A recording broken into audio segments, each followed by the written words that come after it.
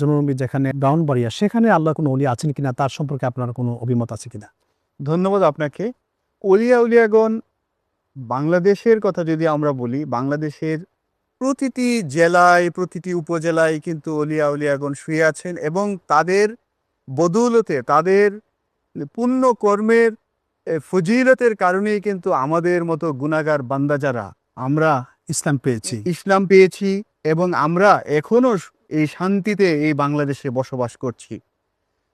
ব্রাহ্মণবাড়িয়ার সতরা দরবার শরীফে শুয়ে আছেন প্রফেসর আব্দুল খালেক খালেক রহমাতুল্লাহ আলাইহি, যার অসংখ্য কিতাবাদি রয়েছে। এর মধ্যে বিখ্যাত একটি কিতাব রয়েছে যার নাম সিরাজুস সালিকিন। আমি নিজেও পড়েছি কিতাবটি, অত্যন্ত চমৎকার একটি কিতাব। ব্রাহ্মণবাড়িয়ায় গেসুদারাজ কল্লা শাহ, যিনি হযরত শাহজালাল রহমতুল্লাহ আলাইহির একজন শিষ্য, শুয়ে আছেন। ব্রাহ্মণবাড়িয়াতে এই মহিষবেদ দরবার শরীফে নাসিরনগরে শুয়ে আছেন হজরত দুদুমিয়া পীর সাহেব, শাইখুল বাঙ্গাল সৈয়দ আবু মাসাকিন লাকিন্দি আল কাদিরি রহমতুল্লাহ আলাই। এ ধরনের অসংখ্য আল্লাহর খাঁটি বান্দারা কিন্তু ব্রাহ্মণবাড়িয়ার ভূমিতে ইসলাম প্রচার করেছেন, করে ঘুমিয়ে আছেন।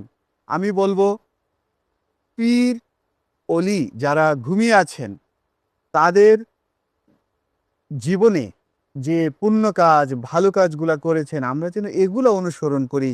আমরা যেন নিজেদের কর্মের জন্য বিপদগামী না হই, এই আহ্বান রাখতে চাই। চমৎকার বলছেন।